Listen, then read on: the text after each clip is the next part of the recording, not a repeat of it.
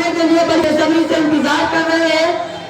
मैं उन्हें माइक पर बुलाना चाहूंगा इस शेर के साथ कि मोहब्बत कौन करता है, सियासत कौन करता है। मोहब्बत कौन करता है, सियासत कौन करता है, हमें मालूम है इनकी हिफाजत कौन करता है। मोहब्बत कौन करता है, सियासत कौन करता है, हमें मालूम है इनकी हिफाजत कौन करता है। और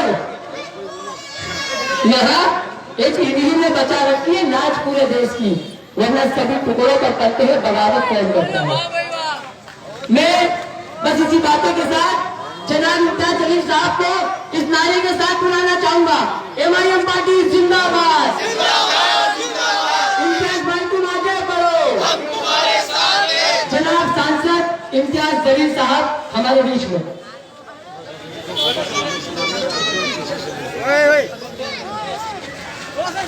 अस्सलाम वालेकुम रहमतुल्लाहि व बरकातहू।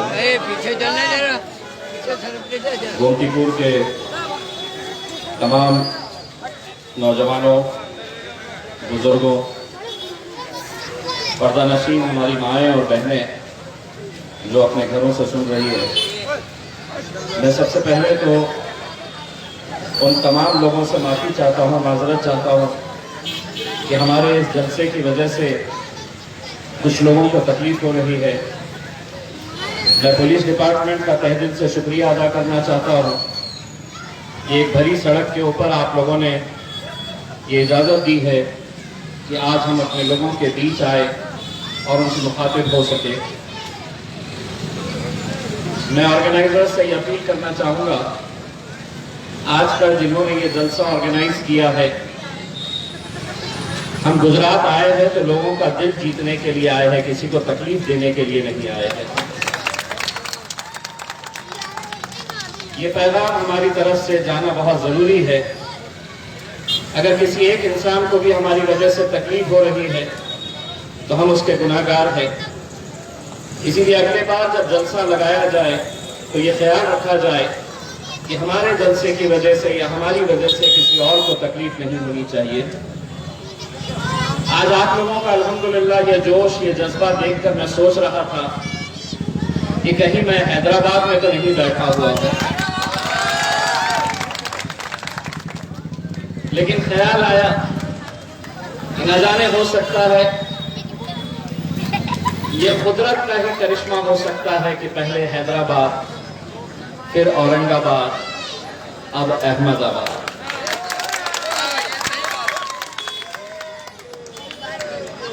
देखिए, पिछले कुछ दिनों से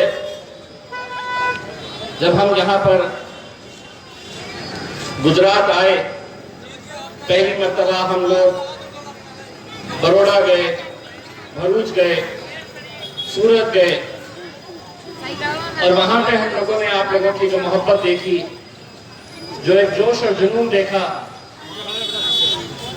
कई सारे लोगों की ये ख्वाहिश थी कि हमने अहमदाबाद आना।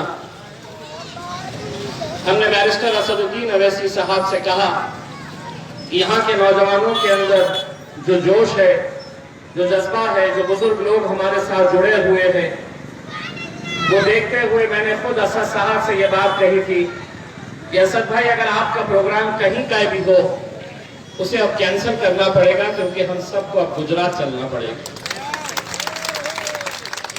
यही मोहब्बत है जो आज मजलिस इत्तेहादुल मुस्लिमीन को गुजरात की सरजमीन के ऊपर खींच कर लेकर आई है।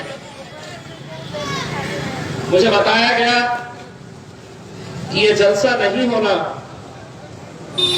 इसके लिए कुछ राजनीतिक पार्टियों ने बड़ी कोशिश की। उनकी ये कोशिश थी कि मजलिस इत्तेहादुल मुस्लिमीन का जलसा इस इलाके के अंदर नहीं होना। मैं उन तमाम राजनीतिक पार्टी और उन तमाम नेताओं को मेरी पार्टी की तरफ से और गुजरात के नौजवानों की तरफ से एक पैगाम देना चाहता हूं। एक बात आप समझ लीजिए, आपकी जो कोशिश थी कि ये जलसा नहीं होना चाहिए, उसके ताल्लुक से मैं सिर्फ इतना कहूंगा कि हवाओं से कह दो अपनी औकात में रहे। मुसलमानों से कह दो अपनी औकात में रहे, अब हम परों से नहीं हौसलों से उड़ा करते हैं। हम पिछले कुछ दिनों से जब यहां पर आए तो हमें कई सारे मीडिया के लोगों ने यह सवाल किया। उन्होंने कहा कि गुजरात में तीसरी किसी पार्टी को कभी मौका नहीं मिला, कभी भारतीय जनता पार्टी रही, कभी कांग्रेस पार्टी रही, तीसरी किसी पार्टी को यहां जगह नहीं मिलती, कभी उन्हें मौका नहीं मिलता, तो आप कैसा करेंगे? हमने उन्हें जवाब दिया कि इससे पहले जो पार्टी आई हुई होगी, इससे पहले जो पार्टियों ने कोशिश की होंगी गुजरात में आने की, वो सब कमजोर खिलाड़ी थे होंगे। हम मजलिस इत्तेहादुल मुस्लिमीन हैं। हम बैरिस्टर असदुद्दीन अवैसी साहब की फौज है।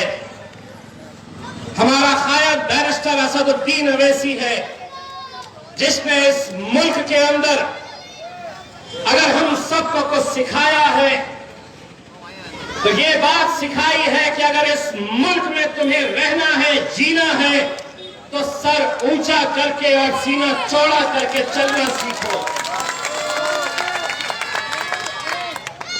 ये छोटे मोटे प्यादे हमारा कुछ नहीं कर सकते।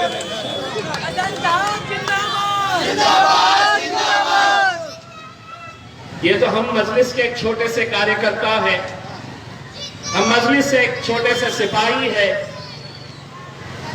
अगर हमारे आने से इतनी हड़बड़ी मच गई है, इतनी बौखलाहट हो गई है, तो सोचिए हैदराबाद की जब वो आंधी और तूफान गुजरात में आएगी तो क्या हाल है।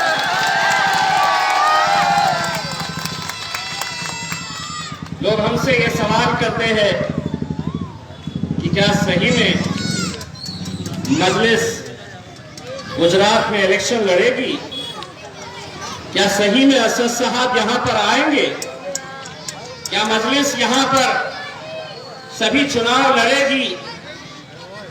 तो सभी लोग अच्छी तरह से सुन ले। और आपको लग रहा होगा ये जितने लोग यहां पर बैठे हैं, ये मजलिस के चाहने वाले सिर्फ यही लोग सुन रहे हैं, तो मैं आपको यकीन के साथ कहता हूं, अपने घरों के ड्राइंग रूम में बैठकर वो भारतीय जनता पार्टी का नेता भी ये भाषण सुन रहा है और कांग्रेस के तमाम लीडर भी ये भाषण सुन रहे हैं।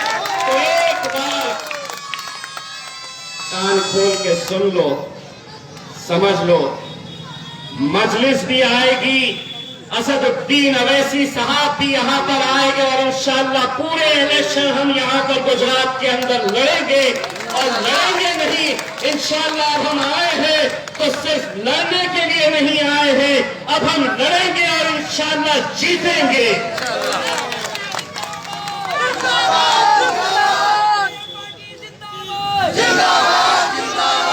और हम इस यकीन के साथ जब कहते हैं मेरे भाइयों, तो वो यकीन हमारा कैसा, किसकी वजह से ये यकीन हमें मिलता है, किसकी वजह से ये ताकत हमें मिल रही है। हम पिछले 2 दिनों से यहां के नौजवानों के जज्बे को जब देख रहे, उनके हौसले, उनकी ताकत, उनकी तड़प, उनकी मोहब्बत को जब हम देख रहे, तो यकीन मानिए हमारा यकीन और पुख्ता हो जाता है कि इंशाअल्लाह गुजरात के अंदर मजलिस इत्तेहादुल मुस्लिमीन का पतन बहुत ऊंची उड़ान उड़ने वाला है। दोस्तों, लोग कहते हैं कि मजलिस इत्तेहादुल मुस्लिमीन सिर्फ मुसलमानों की जमात है। मैं यहां पर अपने पार्टी की तरफ से, बैरिस्टर असदुद्दीन अवैसी साहब की तरफ से गुजरात की आवाम को एक पैगाम देने के लिए आया हूं। गुजरात के उन तमाम लोगों को ये बताने के लिए आया हूं कि हम मजलिस इत्तेहादुल मुस्लिमीन गुजरात में आ रही है तो मोहब्बत का पैगाम लेकर आ रही है, दोस्ती का हाथ बढ़ाने के लिए आप लोगों के बीच आ रही है।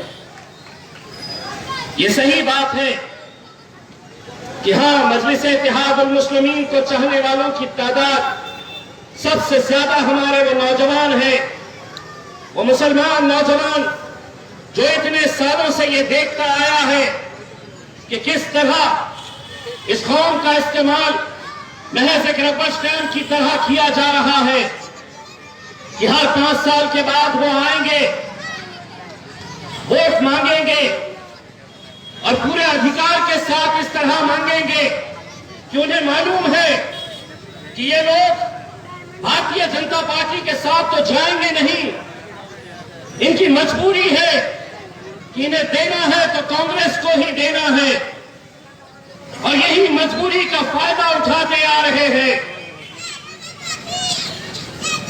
एक अक्सर आपने एक गेम देखा होगा, म्यूजिकल चेयर, जहां पर कुर्सियां रखी जाती है, म्यूजिक चलाई जाती है, म्यूजिक जैसे ही बंद हो गई आपको कुर्सी पर जाकर बैठना होता है। गुजरात में पिछले कई सालों से ये म्यूजिकल चेयर खेली जा रही है और खेलने वाले सिर्फ 2 ही खिलाड़ी। म्यूजिक हर 5 साल के बाद चलाई जाती, 2 में से एक उस कुर्सी के ऊपर जाकर बैठ जाता, कभी भाजपा वाला बैठता, कभी कांग्रेस वाला बैठता। लेकिन अब इसके बाद सिर्फ 2 ही खिलाड़ी नहीं रहेंगे मैदान में, इंशाअल्लाह तीसरा खिलाड़ी भी मैदान में उतरने वाला है। और हमको कमजोर कड़ी ना समझो, अब हमको भी वो हुनर आ गया है कि कैसे कोनी मारकर कुर्सी पर बैठा जाता है, कैसे धक्का देकर कुर्सी के ऊपर बैठा जाता है। ये हुनर हमने भी सीख लिया है। वरना जिस जमात के बारे में ये कहा जाता था कि ये सिर्फ हैदराबाद की एक जमात है, हैदराबाद के हद तक ही रहेगी, लेकिन अल्हम्दुलिल्लाह जब महाराष्ट्र में आए 2014 में, तो मैं और वारिस पठान महाराष्ट्र की विधानसभा के अंदर गए। जब पहली बार हम विधानसभा के अंदर गए 2 ही थे। महाराष्ट्र की विधानसभा के अंदर 288 विधायक बैठते हैं, 288, लेकिन हम 2 ही थे। जब गए वहां पर तो शिवसेना के विधायकों को उनकी जीत की खुशी नहीं थी, वो मातम इसलिए मना रहे थे कि ये मजलिस वाले महाराष्ट्र में भी आ गए, विधानसभा में भी आ गए। इसीलिए मैं अक्सर पहले दिन को वो याद करता हूं जब शिवसेना के विधायक ने हमको देखा। हम भी पहले दिन गए तो ऐसे वैसे नहीं गए, हम भी शेरवानी पहन कर गए, क्योंकि हमें मालूम है उन्हें हैदराबाद की उस शेरवानी से बहुत तकलीफ होती है। हमने कहा अब हम भी आ गए हैं, बड़ी तकलीफ हो रही थी उन्हें हमें देखकर। एक शिवसेना वाले ने मुझसे मराठी में कहा, पूछा ये 288 का सदन है, 288 का ऐवान है, तुम 2 ही तो है, क्या कर लोगे? मैंने कहा हम तो 2 है, वो तो अकेला शेर वहां पर बैठता है, उसका क्या? उसने जब हमसे ये पूछा कि 288 के अंदर तुम्ही काय करणार, 288चं मतदारसंघ आहे हे विधानसभा आणि फक्त तुम्ही 2 लोक।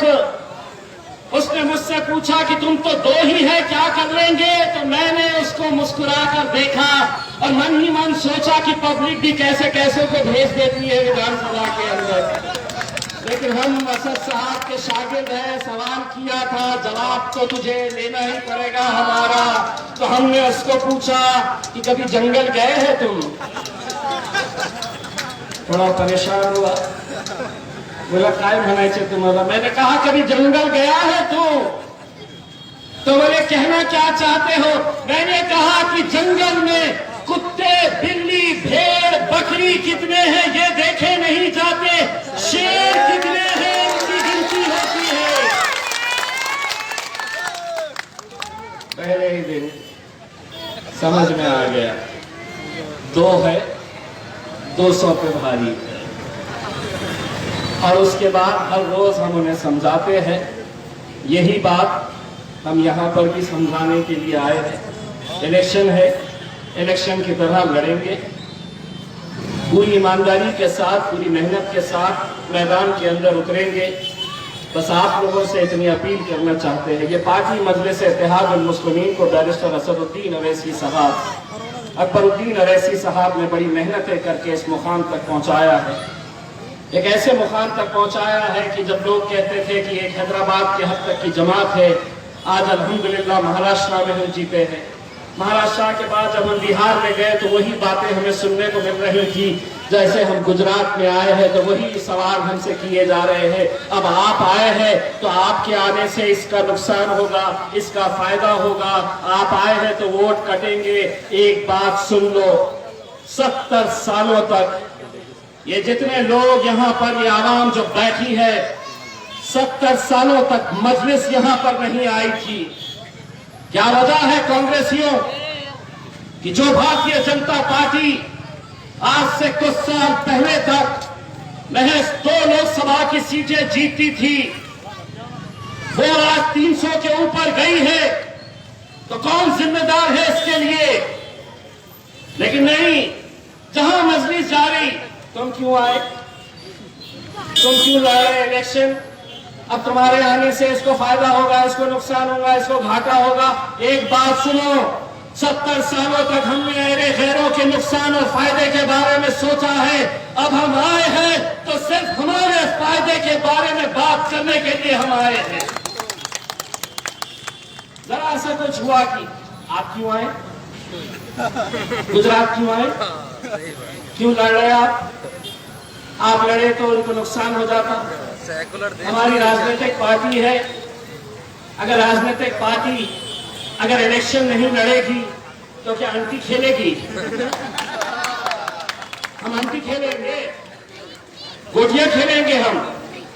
अगर इस मुल्क के अंदर अगर भारतीय जनता पार्टी इलेक्शन लड़ सकती है, शिवसेना लड़ सकती है, कांग्रेस लड़ सकती है, समाजवादी पार्टी लड़ सकती है, तो मजलिस इत्तेहाद उल मुस्लिमीन जब इलेक्शन लड़ती है तो इतनी तकलीफ क्यों है? तो मैं बताता हूं, तकलीफ इसलिए है कि 70 सालों से ये समझते हैं कि ये जागीर है हमारी, ये जागीर है, इनका वोट हमारा अधिकार है, यही समझते आए थे। लेकिन नहीं, अब बहुत दिन ये खेल नहीं चलने वाला है। धीरे धीरे मीडिया वाले कहते हैं क्या है आपकी स्ट्रैटेजी, क्या करने वाले हैं आप? हमने कहा इतनी आसानी से पत्ते खोलने वाले नहीं है। 8 दिन पहले जब गुजरात की फिजा के अंदर आंधी और तूफान चलने लगेगा तो समझ जाना शेर वहां से निकला है, आने वाला है।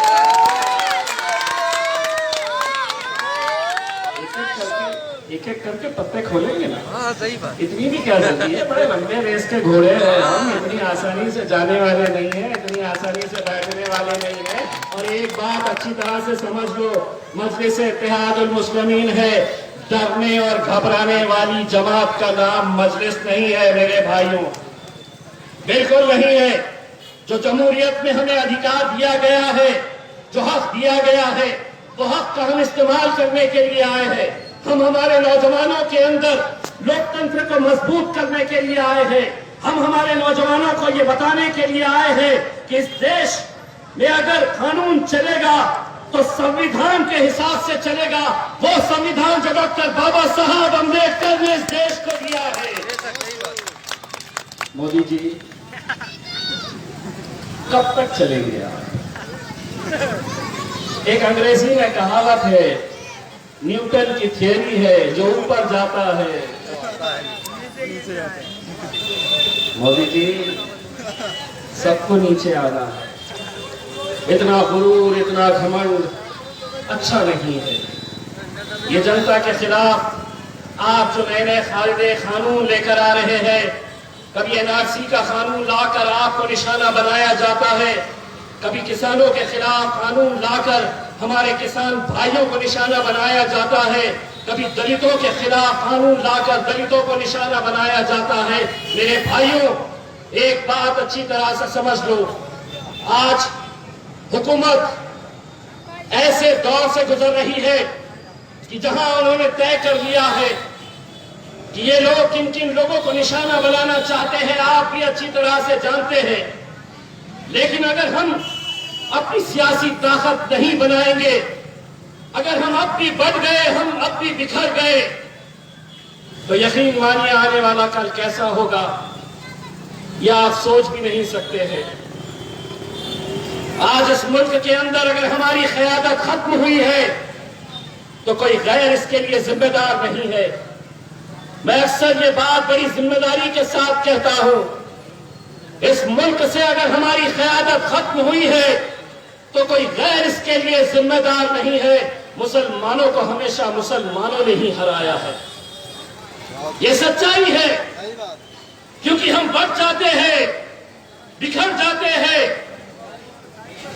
हम ऐसी ऐसी पार्टियों का साथ देते आए हैं कि जब ऐवान के अंदर जब आपकी आवाज बनकर उन्हें खड़े रहना चाहिए तो वो खामोश बैठते हैं, क्योंकि उनके आका उन्हें इजाजत नहीं देते।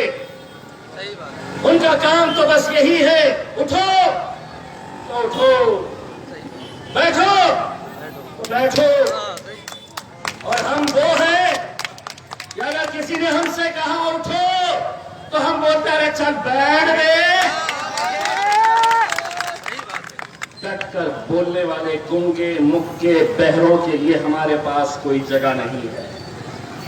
लड़ने वाले चाहिए, डटकर बोलने वाले चाहिए, क्योंकि इस मुल्क के अंदर अगर उन्हें बोलने का अधिकार है तो इम्तियाज जलील को भी उतना ही अधिकार ये संविधान ने दिया है। हम अपनी आप की आवाज बोलते रहेंगे, डटकर मुकाबला करते रहेंगे। अगर इस आने वाले चुनाव में अगर आप लोग मजलिस का पूरी तरह से साथ देते हैं, दोस्तों ये 2 दिन हम जो यहाँ पर आए हैं, ये 2 दिन हमारा काम सिर्फ यही है कि हम लोगों से मिले, जितने भी शहर के उलमाए किराम हैं, जितने भी अलग अलग राजनीतिक पार्टी से ताल्लुक रखने वाले लोग हैं, इंटेलेक्चुअल्स हैं, डॉक्टर्स हैं, वकील हैं, हम इन सब लोगों से बात करने वाले हैं और बात करके असद साहब को यह पैगाम देने वाले हैं।